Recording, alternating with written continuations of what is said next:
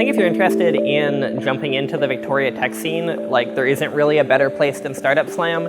You can meet people, you can watch some presentations and hear from the industry leaders in Victoria. And the thing is too, like you'll integrate into the Victoria tech community like that. Everyone here is super friendly, super outgoing, really happy to meet new people and grow with you as a community. Startup Slam is a unique event in that it brings together professionals from all levels of the industry and also students to talk about a common thing, and that's the technology industry. Whether you work at a startup, whether you're a student, you get to talk to all kinds of different professionals from different industries all on the same day.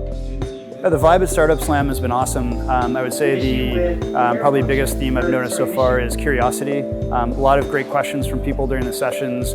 People that I've talked to outside of the session seem very interested in learning things. They're here to meet new people and to learn new concepts. So yeah, I think curiosity is definitely the dominant theme here. I do really like talk to an expert. I thought that was a very unique thing that a lot of other conferences don't necessarily offer.